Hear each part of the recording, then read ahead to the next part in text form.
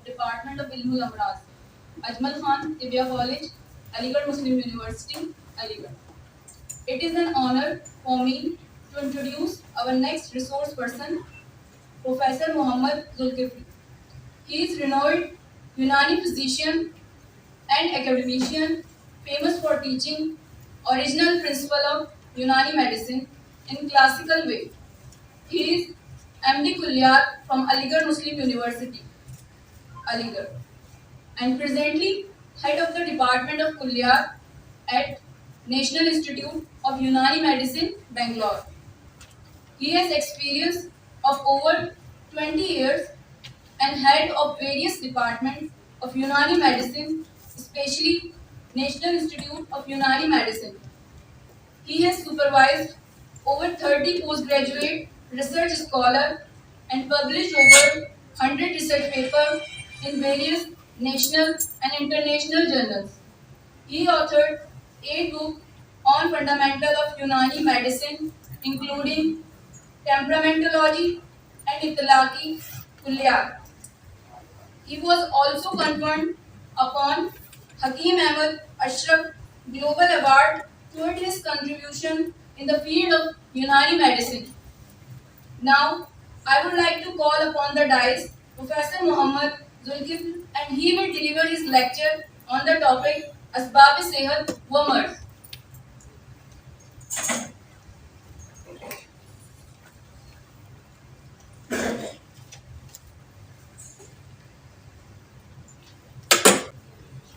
Organisers का कि उन्होंने मुझे जैसे नायब आदमी को भी आप लोगों से बातें कराने की फैसला किया।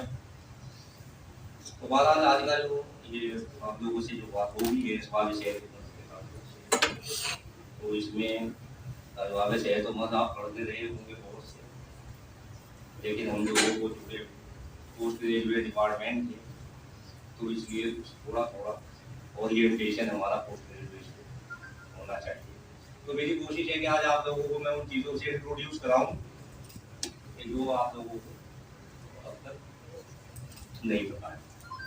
और ये अगर हम लोगों को इल्मुल अमराज में काम करने की जो ज़रूरत है वो काम हमें इन्हीं की याद कर करना चाहिए, और बहुत ज़्यादा जो कोरिलेशन वगैरह जो आप लोग करते हैं उसकी बहुत ज़्यादा ज़रूरत नहीं है, बल्कि हमें जो ज़रूरत है एक बात की है कि हम अपने जो असासा है हमारा इल्मी असासा उस इल्मी असासे को हम समझें और फिर उसे समझाने की कोशिश करें। तो इसमें मैं आप लोगों को एक ये अटेम्प्ट है कि किस तरह से हम लोगों को माहियतुल अमराज में रिसर्च करनी चाहिए और किस तरह से टॉपिक हम लोगों को देने चाहिए और किस तरह से हमें इसमें ज़रूरत है काम करने की।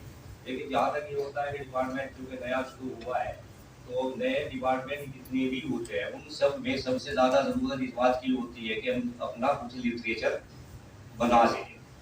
तो सबसे बड़ी दिक्कत आज जो हमारे तलबा को आ रही है वो यही है कि कोई भी टॉपिक उन्हें अगर दिया जाता है तो सबसे पहला सवाल उनका यही होता है कि सर इसमें कुछ मिल नहीं रहा है। तो ये जो मिल नहीं रहा है ये भी हमारी एक बड़ी दुश्वारी है और इस दुश्वारी को हमें ख़त्म करना पड़ेगा।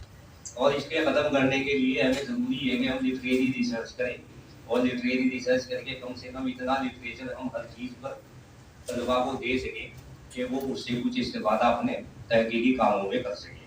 तो सबसे पहला जो हमारी ज़रूरत है वो खासतौर पर जो डिपार्टमेंट नए शुरू हुए हैं उनमें इसी की है कि हम वो बुनियादी चीज़ें जो तिब्बी है उन बुनियादी चीज़ों को किस तरह से वुसअत दें और वुसअत देने के बाद किस तरह से वो इस काबिल हो जाए कि तलबा उसमें ये महसूस करने लगे कि नहीं हमारे पास भी इल्मी असासा मौजूद है। तब आज के तो उसमें अगर आप हालात देखें तो क्या है कि साहब वो माहियतुल अमराज में अगर आप कुछ भी लेने चले तो पता लगा कि 64 पेज की किताब है, जिस आप फर्स्ट ईयर में याद करके बैठ जाए तो आप मौखिक तो नहीं बनते। तो असल तो ये है कि हमें इसमें रिसर्च जो करनी है या किस तरह से हमें इस डिपार्टमेंट को बढ़ाना है ये एक बड़ा मसला है। और तो ये इसी के साथ की है कोई भी नया डिपार्टमेंट जब बनता है उसके साथ ये सबसे बड़ी प्रॉब्लम यूनानी मेडिसिन में आती है। बाकी तो जो फील्ड है उनमें तो इतना लिटरेचर होता है कि वो काफ़ी से भी ज़्यादा होता है, लेकिन हमारे यहाँ नाकाफी होता है। अब ये नाकाफी क्यों है इसकी सबसे बड़ी वजह हम लोग खुद हैं कि हम लोगों ने कभी ये कोशिश ही नहीं करी कि अपने जो इल्मी असासा है उस इल्मी असासे को किस तरह से वुसअत दे। अगर वुसअत देने की कोशिश करी भी गई कभी, तो वो वुसअत सिर्फ इस तरह से देने की कोशिश करी गई कि हम इसे किसी तरह से जम कर दे मॉडर्निटी से। तो ये जो जम करने का जो तरीकाकार है, ये तो ये है कि हम अपने आप को खत्म कर दें। अगर हम वरम को इन्फ्लामेशन बताने लगे, इन्फ्लामेशन को वरम बताने लगे, तो एक तो चीज खत्म होगी ना। और खत्म क्या चीज होगी? जो कमजोर होगी, कमजोर वरम है, तो वरम खत्म हो जाएगा, इन्फ्लामेशन बच जाएगा। इन्फ्लामेशन की मालूमात ज्यादा है, वरम की कम है। तो जिसकी ज्यादा मालूमात होंगी, जिसकी कबूलियत ज्यादा होगी, वही तो चीज बचेगी। तो इस तरह से अगर हम लोग कोशिश ये करते रहेंगे कि भाई हम अपने आप को जम करते जाएं, तो फिर तो इंशाअल्लाह चंद साल में हम खत्म हो जाएंगे। तो हमें अपने आप को बचाना है, और बचाना ही नहीं है सिर्फ, बल्कि अपने तशक्कुस के साथ बचाना। तो हमारी तशखीस रहनी चाहिए। तो अगर हमारी तशखीस है तो हम जिंदा हैं, और जिस दिन हमारा ये तशक्कुस खत्म हो जाएगा, तिब्बी तशक्कुस, उस दिन हम लोग खत्म हो जाएंगे। तो ये कोशिशें मतलब जहाँ और लोग कर रहे हैं, वहाँ इसमें सबसे ज्यादा कंट्रीब्यूशन हमारा ही होता है कि हम खुद ही ये चीजें फराहम कर देते हैं कि हाँ भाई हम इस काबिल नहीं है कि हम सर्वाइव कर सके, बल्कि हम तो खुद ही खत्म होना चाहते हैं, और हमें खत्म हो जाना चाहिए। क्यों चाहिए? इसलिए कि जब हम ये कह देते हैं कि हमारी फला चीज फला जैसी है, तो भाई वो जो फला जैसी अच्छी है उसे लिए, तो अच्छी चीज ली जाएगी ना, तो बुरी चीज को कोई भी क्यों लेगा? तो जब हम ये कहते हैं या कोरिलेशन जब हम करते हैं कि भाई हमारी फला चीज फला जैसी है, और ये फला हमारी जो फला नजरिया है वो मॉडर्न के फला नजरिए जैसा है, तो मॉडर्न का नजरिया को कबूल है, तो वो रह जाएगा, तो आपका नजरिया वो खत्म हो जाएगा उसके मुकाबले में। तो एक तो इस तरह की जो कोशिशें खासतौर पर रिसर्च लेवल पर बिल्कुल नहीं होनी चाहिए, कि जिनसे हमारे नजरियात जो है वो किसी न किसी तरह से हम ये बताएं कि इनमें इतनी कमजोरी है कि ये नजरिया हमारा फला नजरिया के उस पे है। दूसरी कि जो हमारी खुशफहमी होती है कि साहब ये फला नजरिया हमारे फला नजरिया की बुनियाद पर है, भाई है ठीक है, मान भी लिया, चलो आपके फला नजरिए की बुनियाद पर ये नजरिया डेवलप हो गया, लेकिन ये तो देखो ना कि वो जो डेवलप हो गया आया वो नजरिया उससे बिल्कुल मुख्तलिफ है। बुनियाद भले ही उसने उसकी फराहम की होगी, लेकिन आज वो बिल्कुल मुख्तलिफ है और काबिल कबूल है। आपका भले ही बुनियाद है, लेकिन नाकाबिल कबूल है, वो कबूलियत उसे नहीं है। तो बस तमीर के साथ मैं आपको शुरू करता हूँ इसका। अब देखिए ये जो लेक्चर है मेरा थोड़ा सा फलसफियाना है, कोशिश कर लेना आप लोग इसे। तो दुनिया में जो भी कुछ हो रहा है वो बजाज तो नहीं होता, हर शय जो कायम है और जो मुतगय्यर है उसका कोई ना कोई सबब होता है।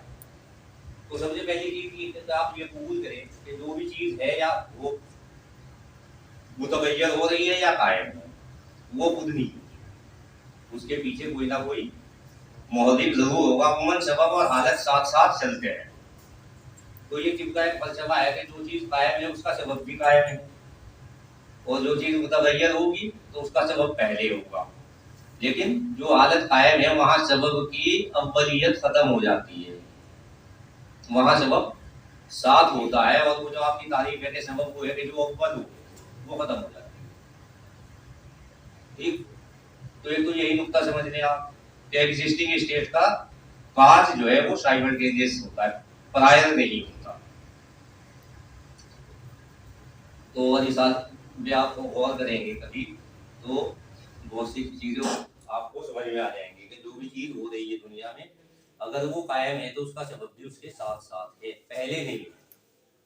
तो एक तो ये पहले सबब ढूंढने की आदत जो है वो छोड़ दो, कि सबब अव्वल होता है, हालत के साथ भी होता है। तो मैं बता रहा था आपको कि बाद सबब जो है वो हालत के साथ होता है, बाद हालात में खासतौर पर जब कोई हालत कायम हो जाती है तो हालत को असर भी कहा जाता है। ये जरूरी नहीं है कि आप उसे हालत ही से जाने, वो इफेक्ट भी है। जब काज इफेक्ट रिलेशनशिप आप देखेंगे तो वो इफेक्ट, तो हालत को असर भी कहा जाता है। सेहतमंद दोनों हालतें आर्जा है। एक चीज ये याद रखिए कि ये दोनों हालत आर्जा है, ना सेहत आइसोलेट हो सकती है और ना मर्ज को आइसोलेट करके देख सकते हैं। इन दोनों का ताल्लुक जिस्म से है। जिस्म है तो सेहत होगी, जिस्म है तो मर्ज होगा। इसलिए ये दोनों हालतें भी बगैर किसी मौसर के ना पैदा हो सकती है और ना ही कायम रह सकती है। तो हर आरिज होने वाली चीज किसी ना किसी आरिज से ही हो, तो इसलिए सेहत और मर्ज दोनों के असबाब लाजिम हो जाते हैं। इसकी एक मिसाल मुहर्रिक व मुतहर्रिक से समझी जा सकती है। जो इसकी सबसे बढ़िया एग्जाम के लिए वो ये है, एक चीज अगर मुतहर्रिक है तो उसका एक मुहर्रिक होता है। तो जब तक मुहर्रिक होता है मुतहर्रिक चीज हरकत में रहती है। जैसे ही मुहर्रिक खत्म होगा या अलहदा होगा तो वो हरकत भी खत्म हो जाएगी। तो ये हरकत क्या है? ये असर है मुहर्रिक का, या ये वो हालत है जो ये मुहर्रिक कायम करता है और साथ साथ रहता है। जब तक साथ होगा हरकत होती रहती है, जैसे ही ये अलहदा होगा तो वो हरकत भी रुक जाएगी। तो मतलब ये हुआ कि जो मुहर्रिक की जो हरकत है वो जबरी हरकत होती है, और जबर जब तक ही कायम रहता है जब तक जाबिर मौजूद रहता है। तो जाबिर क्या है? मुहर्रिक है यहाँ, और वो अपनी साबका हालत पर आ जाएगा। साबका हालत उसकी क्या है? सुकून की। तो ये सुकून की हालत में गया क्यों? इसलिए कि उस वक्त असबाब सुकून गालिब आए। जब असबाब सुकून के ऊपर असबाब मुहर्रिक गालिब आएंगे तो वो हरकत में आ जाएगा। जैसे ही फिर असबाब सुकून गालिब आएंगे तो वो चीज सुकून में आ जाएगी। तो यहाँ मेरा इससे मतलब ये था कि बताने का कि बस यूँ समझिए आप कि कोई भी हालत है उसके असबाब जब तक गालिब है वो है। जैसे ही उसके असबाब मगलूब होंगे तो जो गालिब असबाब होंगे वो चीज आ जाएगी। तो ये सेहत और मर्ज दोनों, क्योंकि एक ही जगह रहना है इन्हें, या तो सेहत होगी या मर्ज होगा। तो जिसके असबाब गालिब होंगे वो हालत आपको नजर आएगी। तो जैसे ही सेहत के असबाब गालिब होंगे वो सेहत हो जाएगी, जैसे ही सेहत के असबाब मगलूब होंगे तो सेहत खत्म हो जाएगी।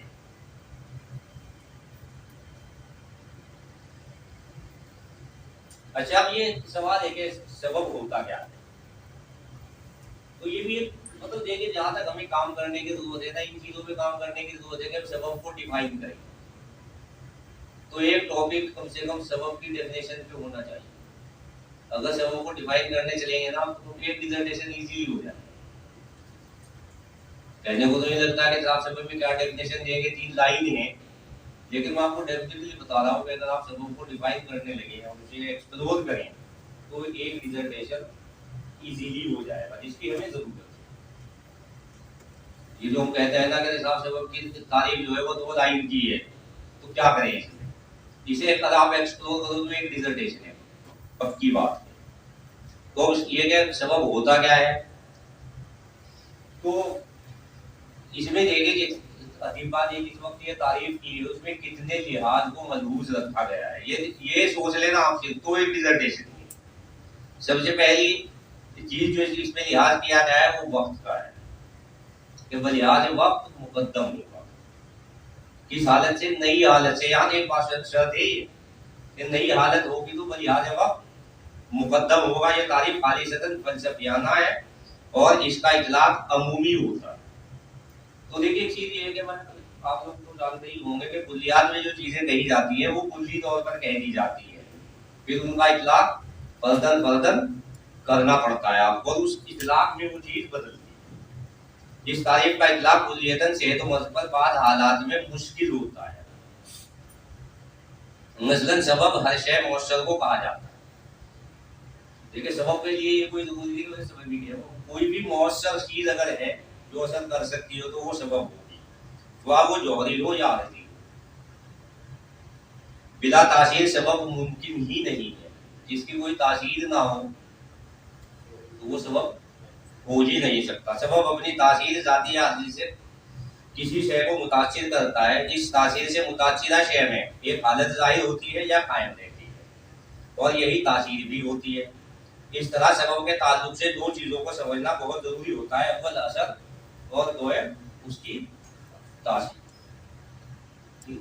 2 सबब को खाली सबब से हटा करके अब आपको लेके जाना है असर और तासीर पर। तो मॉइस्चर जो कोई चीज होगी, जो चीज मॉइस्चर होगी वो किसी चीज के ऊपर असरअंदाज होगी। तो ये तासीर और मॉइस्चर को अगर आप थोड़ा सा समझ लें तो सबब के झंझट से निकल आए, जब खाली सबब तक आप महदूद रहें, इससे थोड़ा सा आगे बढ़ के सिर्फ इसे आप असर और तासीर पर ले आए। अब अगर ये जो मैं बात आपको कह रहा था कि आप ये कहेंगे कि साहब इसी से काज एंड इफेक्ट रिलेशनशिप बना दी, जिन्होंने इसे समझा उन्होंने क्या बनाया इससे, काज एंड इफेक्ट रिलेशनशिप। तो वो काज and effect relationship well understood, well accepted, आपका असर और तासीर खत्म। तो ये होता है कि जब आप एक्सप्लोर करते हैं किसी चीज को और एक्सप्लोर करने के बाद उसे आप कॉम्प्रिहेंसिव बनाते हैं तो वो किस तरह से एक्सेप्टेबल हो जाती है।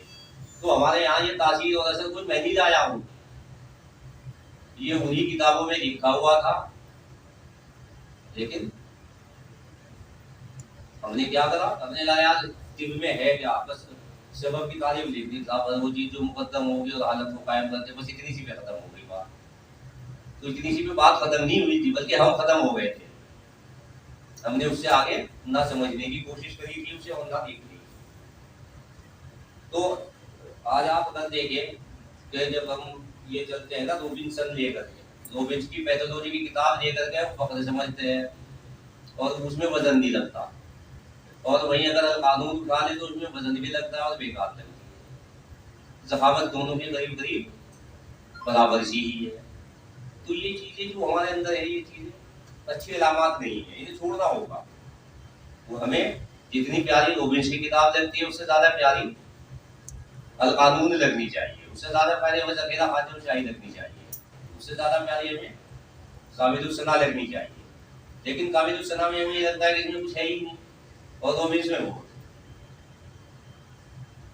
तो है काबिलुस सना में भी बहुत कुछ, लेकिन वहां तक हमारी निगाह जाती ही नहीं, ना हम समझना चाहते हैं उन चीजों को और ना हम उन्हें पढ़ना चाहते हैं, क्योंकि उसमें हमें बोरियत होने लगती है। और इसमें जो है डायबिटीज दिखाई देता है कि ये सेल जगह घर को घूम के आ रही है, बीच में से श्रिंक हुई थी, जहाँ समझ में आ रही है बात कहने की, जब ये कैपिलरी पोर से पास होगी तो इसे पास होने के लिए श्रिंक होना ही पड़ेगा। तो वहां तो ये बात समझ में आ रही है कि ये पोर छोटा है, इसकी जसामत से तो इसे श्रिंक ही होना पड़ेगा, लेकिन यहाँ ये बात समझ में नहीं आ रही है कि चीज असर जब गिरेगी तो मुतासिर को उससे मुतासिर होना ही पड़ेगा। तो लाजिम मजलूम वहां भी है जहां भी है, वहां का समझ में आ रहा है, यहाँ का समझ में नहीं आ रहा है। और आदत कहीं पहुंचेगी तो वो अपना असर करेगी ही करेगी। ये बात जितनी सच डायबिटीज से उतना ही सच है, लेकिन ये काबिल कबूल नहीं है, क्योंकि ना हम हरारत को देख रहे हैं, वहां सेल भी दिखाई दे रही है और कैपिलरी पोर भी दिखाई दे रहा है। तो हमारा जो इल्म है वो इल्म हिस्सी होकर रह गया है, जबकि तिब की बहुत सी चीजें होंगी जो इल्म अक्ली से साबित होंगी। तो एक तो ये है कि तिब को समझने के लिए इल्म हिस्सी से थोड़ा सा आगे चल करके इल्म अक्ली का आपको इस्तेमाल करना पड़ेगा। तिब की तमाम चीजें इल्म हिस्सी से आप समझ ही नहीं सकते, क्योंकि बहुत सी चीजें ऐसी हैं जिन्हें इल्म अक्ली से समझा जाएगा। तो जहाँ इल्म अक्ली का मामला आता है वहाँ हम ठप हो जाते हैं, बिल्कुल ठुस हो जाते हैं। तो ये चीज तो बेकार की बात है।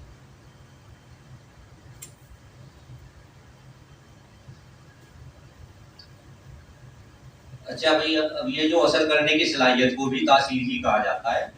इसी ताल्लुक के लिहाज से सबब फाइल, जबकि जिस्म मुतासिरा मफूल होता है। ठीक, तो एक फाइल हो गया, एक मफूल हो गया। मफूल में फाइल के असर को कबूल करने की इस्तेदाद जरूरी होती है। देखिए, कोई भी फाइल मफूल के असर को उसी वक्त कबूल करेगा कि जब उसमें उसकी सलाहियत, बगैर इस्तेदाद के फाइल गैर मुअस्सर हो जाता है, जबकि उसमें असर होता है लेकिन इस्तेदाद न होने की वजह से गैर मुअस्सर हो जाता है, जबकि तासीर मौजूद होती है। तो यहाँ एक ये बात भी साबित होती है कि तासीर का होना काफी नहीं है। कभी कभी तासीर होती है लेकिन असर नहीं होता। क्यों नहीं होता? क्योंकि इस्तेदाद नहीं हो। ठीक, तो ये चीज हमारी टिप में बताई गई। तो टिप में सबब की तारीफ में वक्त का लिहाज करते हुए इसको मुकद्दम कहा जाता है। टेम्पोरल रिलेशनशिप, ये समझ में आ जाएगा, इसलिए अंग्रेजी लिख दी मैंने, वैसे फाइल नहीं हूँ।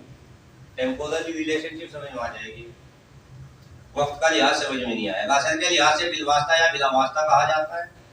नेचर ऑफ एक्शन डायरेक्ट या मीडिएटिव, जिसमें मफूल के लिहाज से बादी या बदनी कहा जाता है, यानी स्पेशल रिलेशनशिप। तो टेम्पोरल रिलेशनशिप को मलहूज रखकर, स्पेशल रिलेशनशिप को मलहूज रखकर और नेचर ऑफ एक्शन, ये तीन लिहाज से सबब की तारीफ अतिबा ने की है। तो एक डिसर्टेशन ये है, कंसीडरेशन इन डेफिनेशन ऑफ सबब। तो टेम्पोरल रिलेशनशिप से वही आ जाती होगी। तो ये तीन लिहाज करके एक तारीफ बनाई गई जो 1.5 लाइन में खत्म हो जाती है। तो अगर उस 1.5 लाइन की तारीफ का आप वजाहत देंगे, बलागत देंगे, तो इतनी कि तीन रिलेशनशिप उसमें उन्होंने बता दी। अब ये तीनों रिलेशनशिप अगर आप एक्सप्लोर करने चले तो इनमें से एक एक को भी अगर आप करने लगे इन रेस्पेक्ट ऑफ डिजीज, तो शायद 3 साल में काम मुकम्मल नहीं होगा।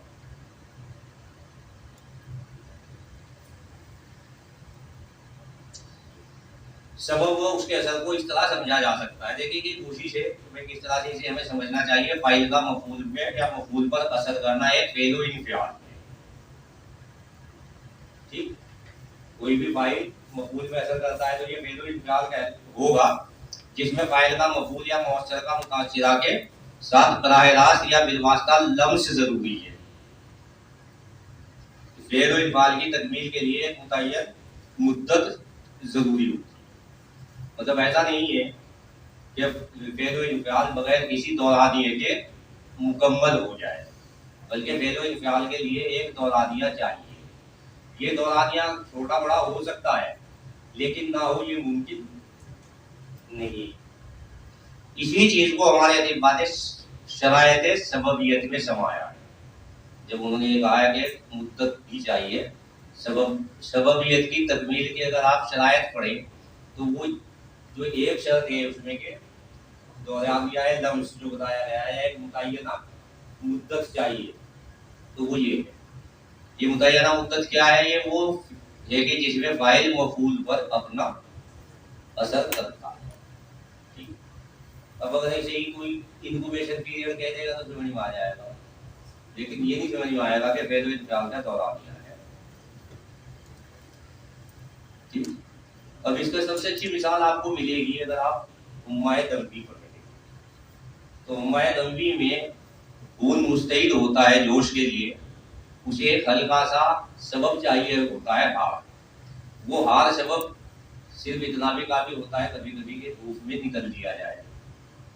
थोड़ा सा धूप में चला आदमी, 2 कॉफी पी ली आदमी ने, कोई गर्म गिजा खा ली, तो इतनी हरारत काफी होती है।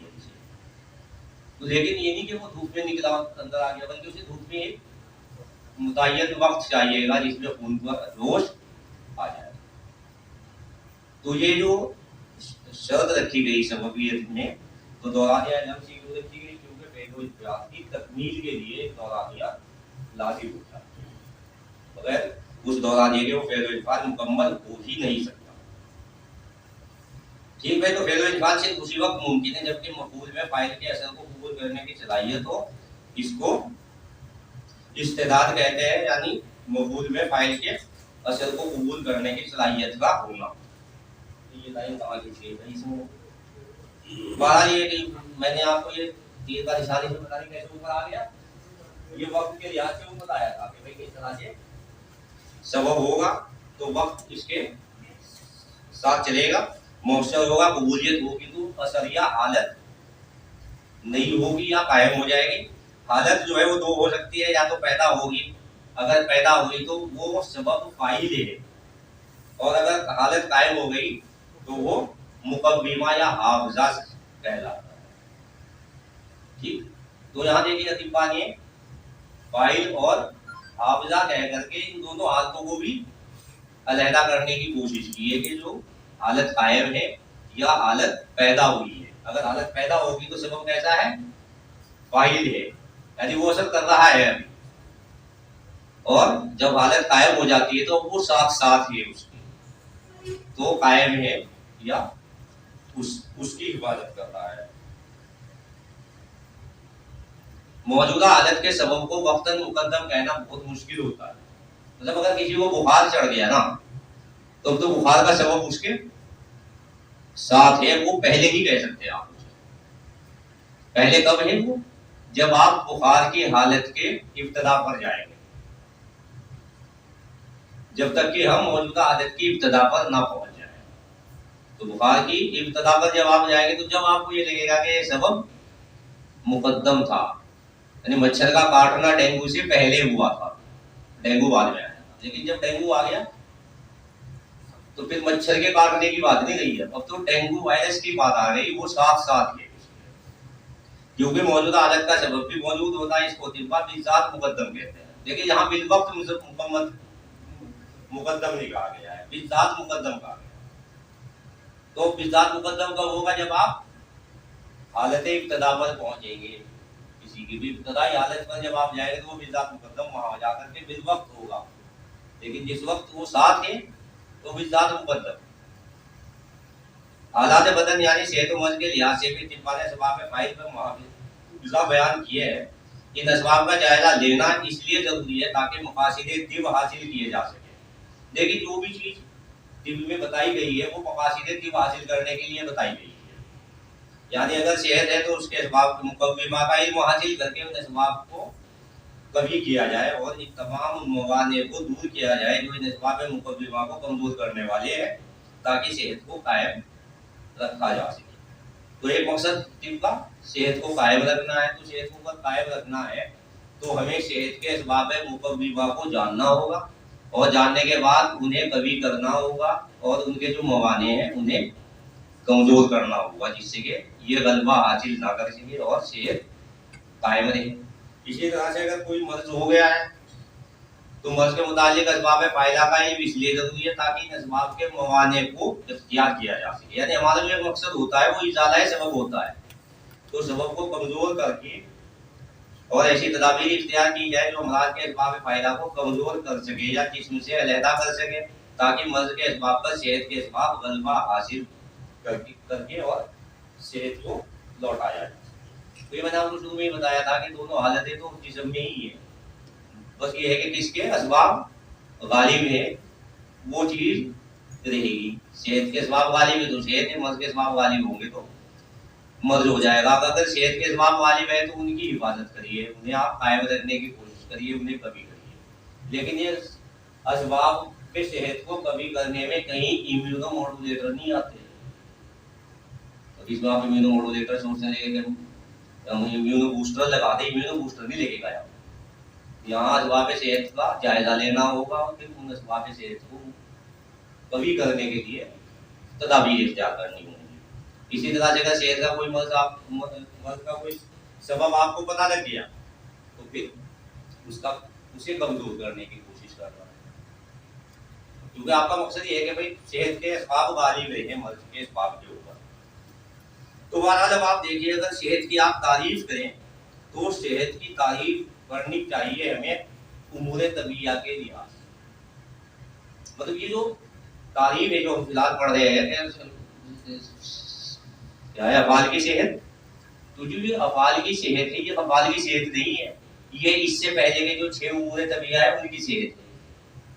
क्योंकि 7वें नंबर पे जो आया है उसके ताल्लुक से अतिबानी ये तारीफ कर दी कि सेहत अफाल के मुकम्मल तौर पर सेहत हो। तो क्या है, जब अफाल ठीक है तो सेहत है। अफाल से कब ठीक होंगे, जब उससे पहले के 6 उमूरे तबीया सही होंगे। तो हमारे दिमाग में क्या है कि ये अफाल के कॉन्टेक्स्ट में जो तारीफ करी गई है बस ये खाली फेली तारीफ है, इससे पहले के जो 6 उमूरे तबीया वो अपने कर देते। भाई अफाल तब तक दुरुस्त होंगे ही नहीं जब तक वो 6 सही नहीं होंगे। ठीक, तो इस लिहाज से अगर तारीफ आप सेहत की करना चाहे तो अरकान का ऐसा तनासुब फेली हो और मिजाज एतदाल पर हो, अखलाक का तनासुब मिजाज के मुताबिक हो या मिजाजी हो, साख्त बलिहाज मिजाज दुरुस्त हो, हुआ मुताबिक मिजाज हो, तबीयत इनको मिजाजी हालत पर कायम रखते हुए मिजाजी अफाद अंजाम दे रही हो, इस हालत को सेहत मुकम्मल कहा जाता है। तो सेहत की जो तारीफ है की वही है। ठीक भाई, तो जब तक ये समझ लें आपके, अब ये जो फेरी तारीफ है जिसमें जो तारीफ की गई है सेहत की, ये सोच कर की गई थी कि हमारे जो तलबा होंगे या तबीब हजरात जो होंगे वो ये समझ ही जाएंगे कि बाकी से उम्र तबीयत दुरुस्त होंगे तो फेल तभी से ही होंगे, लेकिन उन्हें पता था कि हम जैसे लोग भी आने हैं, नहीं तो शायद वो यही कर जाते। ठीक, तो बहरहाल देखिए सेहत को आप इस तनाजुर में समझिए कि रुकन का जो तनाजुब हो वो फेल ही। अच्छा, फेल क्या है? गायत है। फेल क्या है? गायत है वजूद की, या किसी भी मुरक्कब के वजूद की जो गायत होती है, जिसमें इंसान के वजूद की आप गायत समझ लें कि उसके अफाल है। ठीक, तो फिर हर चीज को आपको उस गायत के तनाजुर में देखना पड़ेगा। तो देखिए मैं कहता हूँ आपको कि कैसे इसे देखना चाहिए हमें। सेहत सूखे हालत में आ जाए और जब इसके तमाम मुताल्लिकात बेहतर हालत में होंगे तो ये भी बेहतर होगी। इसलिए सेहत के तमाम मुताल्लिकात का इल्म होना जरूरी है। सेहत के मुताल्लिकात वो तमाम उमूर होंगे जिनसे सेहत या सेहत के महल का क़याम वाबस्ता होगा। ठीक, अब देखिए यहाँ दो चीजें हैं, एक सेहत है और एक सेहत का महल है यानी जिस्म। तो जिससे जिस्म का क़याम वाबस्ता हो या सेहत का अपना बजात क़याम वाबस्ता हो, वो तमाम चीजें सेहत के मुताल्लिकात में आएंगी। तो जिस्म मुरक्कब के जो वजूदी असबाब है वो तो आपको पता ही है कि मादा, फाइल, सूरत और गाय, ये चार असबाब जो होते हैं, इन चार असबाब की तौजीह बता दूंगा आज आपको। सबब गाई हकीकतन सबब नहीं होता, वो गायत होती है। वो क्यों कहा गया उसे सबब? इसलिए कि वो वक्तन मुकद्दम कैसे है, बल्कि ये सूरत के लिए कमाल की हैसियत रखता है। गायत जो है क्या है? सबब नहीं होता, बल्कि ये सूरत के लिए कमाल की हैसियत रखता है। कमाल क्या है? वो हरकत जो मुनासिब हो किसी और वजूद का मौदिफ में गायत होती है, लेकिन वक्तन सबसे मुकद्दम होता है, इसलिए इसे क्या कह दिया गया? सबब कह दिया गया। नहीं तो है क्या? ये है गायत, सिर्फ वक्त के लिहाज से मुकद्दम है, इसलिए उसे एक सबब की एक तारीफ का एक जुज आ गया था, तो उस एक जुज के मुनासिबत से इसे ये कह दिया गया। ठीक है भाई, जैसे इसकी जो एक वो लिखा है कि ख्याल की इब्तदा अमल की इंतहा और अमल की इंतहा ख्याल की इब्तदा होती है। ये एक जुमला है, लिख लें आप, इसे मिलेगा तो ये है, वो ढूंढना पड़ेगा, है तो किताब में। ख्याल की इब्तदा अमल की इंतहा और अमल की इंतहा ख्याल की इब्तदा होती है। इसकी जो तौजीह है वो समझ लीजिए आप लोग। ख्याल की इब्तदा अमल की इंतहा और अमल की इंतहा ख्याल की इब्तदा होती है। ठीक है, जैसे किसी लड़के के दिमाग में ये बात आया कि मैं रोटी बनाऊंगी, ठीक, तो ये ख्याल है रोटी का। तब रोटी बनाना शुरू करेगी तो तब आटे और पानी को गूंदा जाएगा, तवे पर चलाई जाएगी और आखिर में रोटी बनी। तो अमल में कहाँ बनी रोटी? आखिर में। ख्याल में कैसे कहाँ बनी? सबसे पहले। तो इसी तरह से अगर आप देखें जितने ख्यालात हैं वो हमेशा अमल की इंतहा के होते हैं।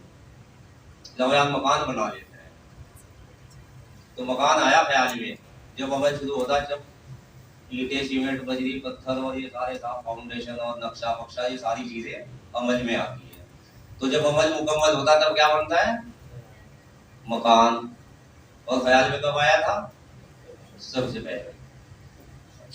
ठीक, तो ये बहुत मानिए खैर कोट है ख्याल की इब्तदा, अमल की इब्तदा और अमल की इब्तदा ख्याल की इब्तदा होती है। बदन इंसान के लिए असबाब वजूदी में उमूर तबिया है, इन्हीं उमूर से बदन इंसान की तकमील होती है, लिहाजा इन्हीं असबाब के तनाजुर में सेहत को देखा जाना चाहिए, क्योंकि सेहत है पहली, सेहत क्या है, पहली हालत का नाम है।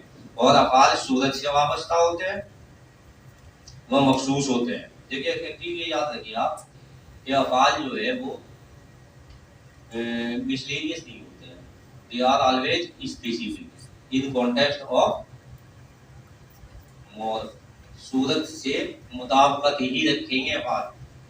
जब भी बताता हूँ मैं कैसे है, तो अफाल हमेशा सूरत से वाबस्ता होते हैं और मखसूस होते हैं। सूरत मिजाज के ताबे होती है, तो कहा जा सकता है कि अफाल कैसे होते हैं, मिजाजी होते हैं। ठीक, तो अफाल कैसे हैं, मिजाजी होते किससे हैं, सूरत से। अब ये जो मैं आपको सूरत से वाबस्ता और मखसूस होते हैं इसकी थोड़ी सी वजाहत कर दूं तो समझ में आ जाएगी। आपके फिजियोलॉजी में आप पढ़िए, तो अगर एपिथेलियल टिश्यू आप पढ़े तो उसमें आपको एक मिलेगा पेवेंट टिश्यू, एक मिलेगा ग्लैंडुलर टिश्यू, एक मिलेगा कलमनर टिश्यू, एक मिलेगा सीलिएटेड टिश्यू। तो ये जो कलमनर की और पेवेंट की और ये ग्लैंडुलर टिश्यू की क्यों जरूरत पड़ी, इनकी शक्लें सेल की अलग अलग क्यों हुई। सेल की जो शक्ल है भाई एक ही शक्ल की सेल हो जाती ना सारी, तो ये अलग अलग शक्लों की जो सेल आई क्यों आई, सिर्फ इसीलिए आई कि फंक्शन अलग अलग करना था। पेवेंट सेल जितनी भी है वो सारी प्रोटेक्टिव है, जितनी भी कलमनर सेल है वो सारी एब्जॉर्बिव है, जितनी भी ग्लैंडुलर सेल है या क्यूबाइडल सेल है वो सारी सिक्रीटरी है, जितनी भी सीलिएटेड सेल है वो सब मूवमेंट के लिए है। तो ये सीलिया क्यों लगाया है, ताकि मूवमेंट हो सके। तो ये शक्ल में और अफाल में वाबस्तगी होती है और खुसूसियत पैदा होती है। तो ऐसे ही दिल में है, दिल में भी अफाल को सूरत के ताबे बताया गया है और सूरत से मखसूस होते हैं। और इसका जो एग्जाम्पल अतीबा ने जो दिया था कि साहब कश्ती और कुर्सी, तो कश्ती की जो शक्ल है वो तैरने के लिए, कुर्सी नहीं तैरेगी। तो कश्ती जो तैरती है वो अपनी सूरज की वजह से तैरती है, और फेल क्या है, तैरना फेल है और किसके ताबे है, सूरज के। यदि अगर वो शक्ल ना हो कश्ती की तो वो फिर तैरेगी। तो इसे एग्जाम्पल भाई किया है उन्होंने, आगे तो आपको इसके बहुत से एग्जाम्पल मिल जाएंगे। तो सेहत और वर्ग के अहबाब का ताल्लुक मुंदरजा ढेर उमूर से होगा, ये जो उमूर तबिया है इन्हीं से होगा। तो अब इनमें हमें हर सेहत को अलग अलग तो समझना होगा। एक रुकनी सेहत होगी, मिजाजी सेहत होगी, दिलती सेहत होगी, उजवी सेहत होगी, अरवाही सेहत होगी और सेहत होगी। तो इतनी सेहत होगी, अफाल के लिहाज से सेहत नहीं होगी, क्योंकि अफाल में सेहत जाहिर होगी। ठीक साहब, तो अब इसमें हमें आज तक किताबों में अगर आप देखें तो लिखा है कहीं कहीं, लेकिन हमने कभी उसकी जहमत ही नहीं करी कि हम दुगनी सेहत की तरफ भी तवज्जो करते। आयरन डेफिशिएंसी एनीमिया आप जरूर कहते रहे, ठीक, हमें आयरन की भी डेफिशिएंसी दिखाई दी, निकेल की भी दिखाई दी, मैग्नीशियम की भी दिखाई दी, कैल्शियम की भी दिखाई दी, सब की दिखाई दी। तो दिखाई दी दिया तो क्या, दुगनी सेहत या दुगनी अमराज नहीं दिखाई दी। तो अगर हम सेहत और मर्ज को दुगनी के तनाजुर में देख लेते तो हमारे लिए आयरन डेफिशिएंसी में कोई मायने ना रखता, या फिर हाइपोकैल्शियमिया और हाइपोफॉस्फेटीमिया वगैरह ये कोई मायने ना रखते थे, हमारे लिए ये चीजें ग्रांटेड हो जाती। तो दुगनी सेहत को हमें किस तरह से देखना है भाई, दुगनी सेहत से मुराद ये है कि आया बदन मखसूस में अल्फाज की खालिस व निस्बती मिकदार गाई या बेली है या नहीं। लेकिन अरकान के ताल्लुक से इस तरह समझिए आप सेहत को कि अरकान की मिकदार निस्बती मिकदार यानी जो प्रोपोर्शनल है, और उनकी एब्सोल्यूट क्वांटिटी वो कैसी होनी चाहिए, वो अकॉर्डिंग टू फंक्शन होनी चाहिए, यानी जो उसके गायत है, गायत के मुताबिक अगर है तो वो सेहत है, और अगर गायत से हटती है तो फिर पहली नहीं रहेगी, तो सेहत कायम नहीं रहेगी। या मुताबादी मिजाज के मुताबिक है या नहीं, क्योंकि मिजाज क्या कराता है, अफाल कराता है। तो अरकान की मिकदारें जो है वो निस्बती मिकदारें और उनकी खालिस मिकदारें वो या तो फेली होनी चाहिए या मिजाज, क्योंकि मिजाज गायत के मुताबिक होगा तो गायत के मुनासिब मुताबिक सूरत हासिल होगी, जिससे फिर अफाल मिजाजी सादर होंगे। ठीक भाई, अरकान के मिलने से मिजाज बनेगा, मिजाज फिर सूरत देगा। तो जब वो गाई सूरत मिकदार में मिलेंगे तो गाई मिजाज हासिल होगा, गाई सूरत हासिल होगी। अगर अरकान के तनासुब गाई में कोई खलल वाक़ हो जाए तो ये मिजाज के तवज्जुह से अफाल को मुतासिर करता है। अगर अफाल एक हद से ज्यादा मुतासिर हो जाए तो वो गैर तबई हो जाते हैं और ये रुकनी मर्ज की इब्तदा होती है।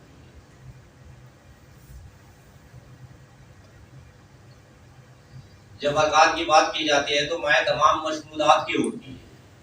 अब देखिए यहाँ एक नुक्ता समझने की जरूरत है कि जब अरकान की बात होती है तो वो तमाम मशमूलात के साथ होती है, यानी रुकने अर्ज मैं तमाम मशमूलात के, यानी मिट्टी में जो भी चीज है, और मिट्टी में क्या है जो अर्जी अज्जा है, अगर उन्हें आप देखो वो सारे वो है कि जिनकी डेफिशिएंसी आज आप दिमाग में बिठाए घूमते हैं, ये जिंक, मैग्नीशियम, सेलेनियम, जितने भी है हमारा ये जो आज आप देखते हैं एलिमेंटल डिजीज, वो सारे एलिमेंट जो है अर्जी। तो अगर हम रुकने अर्ज को ही समझ जाते तो भी हमारे ये एलिमेंटल डिजीज का सॉल्यूशन हो गया होता। इन तमाम अर्जी अज्जा का सेहत में किरदार को जेरे बहस लाने की जरूरत नहीं, लेकिन इन अज्जा के अमराज समझने के लिए इन अज्जा को सेहत में जोड़ा जाता।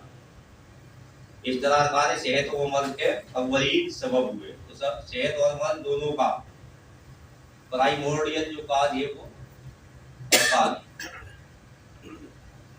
और इस बुनियाद पर तिब्बी तलबा को अमराज व सेहत के फहम को वसी करने की तो आज हमें जरूरत है इसकी कि हम रुकनी अमराज और रुकनी सेहत को समझें और समझें।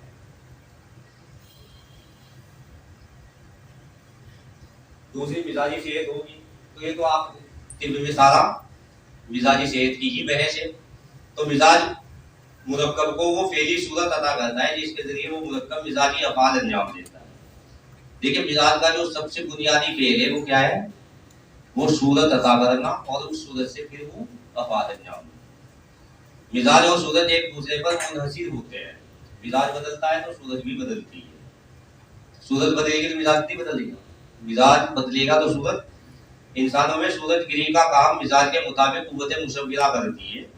तख्लीक के बाद सूरत में तब्दीली मुश्किल होती है, सिर्फ फतूर में तब्दीली मुमकिन होती है, क्योंकि तख्लीक के बाद मादा मनविया मौलिदा मुहैया होता है और ना ही कुव्वत मुशव्विरा फाल रहती है। आज़ा का मिजाज अरकान के तनासुब मिजाजी पर होता है, इसलिए मिजाजी अमराज में सेहत जो जौहरी तौर पर अरकान से वाबस्ता होती है, जबकि कैफी तौर पर असबाब ब्यातिया से भी मिजाजी अमराज मुमकिन होते हैं। तो मिजाजी अमराज जौहरी तौर पर अरकान से और कैफी तौर पर असबाब ब्यातिया से मुताल्लिक होते हैं। तो ये चीजें वो है कि जो बहुत बारीक चीजें हैं समझने के लिए, इन्हीं के ऊपर चलना है। मिजाजी सेहत बदन की ऐसी हालत होती है जिसमें बदन से मिजाजी अफआल इस तौर पर अंजाम पा रहे हों कि वो मिजाजी एतदाल तिब्बी को कायम रखे हुए हों। देखिए अफआल का जो हादसा है या अफआल का काम क्या है, या अफआल होते क्यों है। अफआल सिर्फ इसलिए होते हैं कि मिजाज कायम रहे। तमाम अफआल का मकसद एक ही है और वो मिजाज मुतदिल तिब्बी को कायम रखना है। यहाँ ये तसव्वुर किया जाता है कि सूरत मिजाजी है, प्रोवाइडेड दैट सूरत मिजाजी है। तबीयत इन अफआल मिजाजी पर एक हाकिम होती है और मिजाज और अफआल के दरमियान एक वास्ते के तौर पर होती है। असल तबीयत होती है जो अफआल में तगय्युर के जरिए मिजाज को कायम रखती है, और इस तरह मिजाजी सेहत का ताल्लुक मिजाज सूरत व अफआल के दरमियान मुतकादी रब्त से जो बजरिए तबीयत कायम रहता है। इस रब्त या मुताबिकत में खलल मिजाजी अमराज पैदा करता है। तो मिजाज और सूरत के रब्त को जो आजकल बताते हैं वो स्ट्रक्चरल एंड फंक्शनल रिलेशनशिप। तो मिजाज जो है वो एक्चुअली स्ट्रक्चरल फंक्शनल रिलेशनशिप को डिफाइन करता है और डाइवर्सिटी। तो फिर अगली है हिल्दी सेहत। तो अखलात बदन और इसके अज्जा को ग़िज़ा फराहम करने वाले मादे जिनकी तख्लीक बैरूनी ग़िज़ा की अशिया से होती है। अखलात का तनासुब भी अज़कान के तनासुब की तरह मिजाज को कायम रखने में बहुत अहम होता है। अखलात अज़कान से जुदा हो ऐसा नहीं है, जबकि अखलात को तरकीब अज़कान का नतीजा कहा जा सकता है। तो ये बात इब्न रुश्द ने कही है कि अखलात जो है वो क्या है, अज़कान के तरकीब का नतीजा है। अखलात के खालिस या तनासुबी मिक़दारों से मिजाज मुतासिर होता है और उसके बाद अफ़ाल जो कि मर्जी हालत होती है। अखलात का तनासुब ग़िज़ा पर मुनहसिर होता है, इसीलिए ग़िज़ाई अशिया से मर्जी हालत में खिलती तनासुब को दुरुस्त किया जा सकता है। तो जहाँ खिलती ग़िज़ाओं से हम अखलात के तनासुब को दुरुस्त कर सकते हैं, वहीं अज़कान के भी तनासुब को दुरुस्त कर सकते हैं। अखलाक का तनासुबी एतदाल आज़ाए मुफ़रदा की सेहत के लिए जिम्मेदार होता है।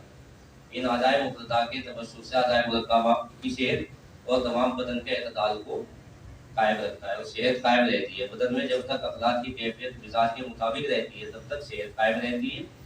मिजाज अखलाक को और अखलाक मिजाज को मुतगय्यर कर सकते हैं और सेहत व मर्ज़ के लिए जिम्मेदार होते हैं। बाज़ औक़ात अखलाक का गैर तबई इज्तिमा मादी अमराज खास तौर पर मरम के लिए जिम्मेदार होता है। तो ये चीज़ दोबारा काफ़ी बड़ी हुई है। अब देखिए उज़वी सेहत को हमें कैसे लेना है। तो उज़वी सेहत का जो ताल्लुक है वो आज़ाए मुफ़रदा से होता है और इन्हीं के तवस्सुस से आज़ाए आलिया की सेहत कायम रहती है। उज़वी साख ऐन मिजाज और मिजाजी अफ़ाल के मुताबिक होनी चाहिए। ये जैसे मैंने आपको बताया कि सेल की जो फॉर्म है या मॉर्फ है, that must be according to function. तो यही बात यहाँ कही जा रही है कि उज़वी साख मिजाज और मिजाजी अफ़ाल के मुताबिक होनी चाहिए। ये आज़ा तबीयत के लिए आधे की हैसियत रखते हैं, जिनके ज़रिए तबीयत तमाम मिजाजी अफ़ाल अंजाम देती है। जब तक मिजाज व आज़ा में पहली मुताबिकत कायम रहती है, तब तक अफ़ाल तबई रहते हैं और अगर किसी वक्त ये मुताबिकत बाकी ना रहे तो ज़रब अफ़ाल रूनुमा होता है। अगर मखसूस उज़्व मिजाजी अफ़ाल के अंजाम देही से बिल्कुल ही फासिल हो जाए, उसे बुतलान कहा जाता है। फेल्यूर जिसे हम कहते हैं, वो फेल्यूर क्या है, वो एक्चुअली किसी भी ऑर्गन का जो मिजाज और अफ़ाल के जो बीच रब्त होता है या जो रिलेशनशिप होती है उसका लॉस। जैसा कि ऊपर बयान हुआ है, उज़वी सेहत खिलती तरकीब और खिलती सिफात पर मुनहसिर होती है। अलबत्ता तख्लीकी नकाइस का ताल्लुक मादे और उसकी फराहमी से और कुव्वत मुशव्विहा के फेल से होता है। अब ये जो सेहत का कुआ और अरवा के लिहाज से अगर आप देखें तो सबसे पहले कुआ और उस अरवा को अलहदा समझने की कोशिश करना बहुत मुश्किल है। दोनों को एक ही समझिए तो ईजी होगा। कुआ को जब कोई फेल अंजाम देना होता है तो वो अरवा को रवाना करती है। इस जेल मुख्तसरन इतना समझ लेना काफ़ी होता है कि कुआ को मिजाज के मुताबिक होना चाहिए, ताकि ये मिजाजी अफ़ाल को तबीयत के तवस्सुस से बखूबी अंजाम दे सके। हर सुए मिजाज कुआ में खलल का बायस बनकर ही ज़दर अफ़ाल पैदा करता है। तो इस तरह से अगर आप देखें तो हमारे यहाँ मर्ज़ की कम से कम 6 किस्में तो हो ही जानी चाहिए।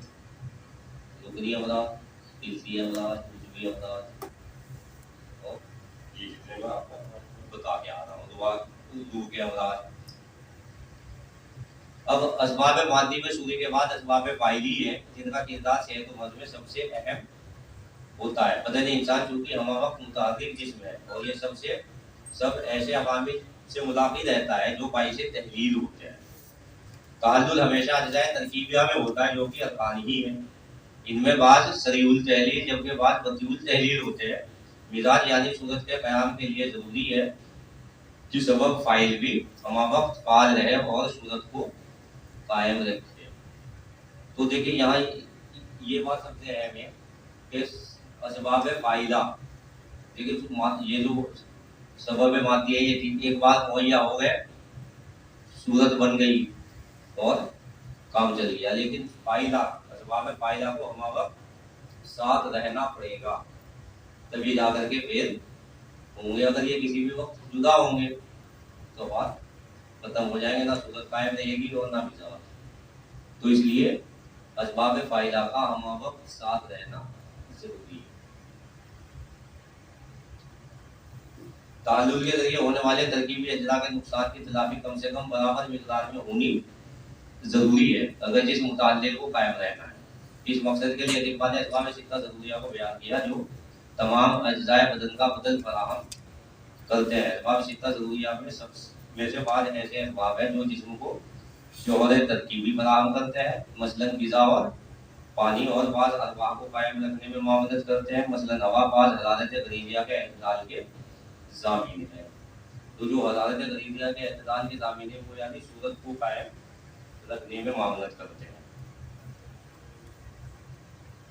असबाब फ़ायदे के लिहाज से असबाब सित्ता ज़रूरिया बगैर ज़रूरी गैर गुज़ाता का एतदाल व मुताबिक मिजाज इख्तियार करना ज़ामीन सेहत, जबकि इनकी किसी भी किस्म की बेअतदाली मूजिब मर्ज़ हो सकती है। इंसानी बदन में ताल्लुल के बदन के हमावक्त तसलसल के साथ हज़्म और नुज़्म का अमल जारी रहता है।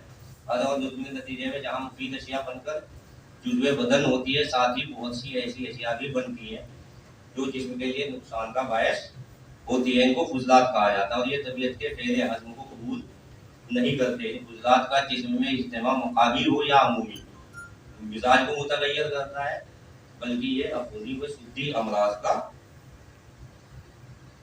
सबब भी होते हैं। फुज़लात से होने वाले अमराज का इन्हिसार फुज़लात के मुंदरजा ज़ेल सिफ़ात पर होता है। तो जो अमराज मादी जिन्हें हम कहते हैं, उन अमराज मादी का जो अमराज होंगे उनका इन्हिसार इन चीज़ों पर होगा कि फुज़लात की मिक़दार कितनी है, उसकी कैफियत क्या है, उसका क़िवाम कैसा है, उसका मकाम बलिहाज़ बदन में बलिहाज़ उज़्व कहाँ है, नुज़्म की कबूलियत उसमें है या नहीं है, माबिन व मवाने उसके कितने मौजूद हैं, और तहल्लुल की कबूलियत उसमें है या नहीं।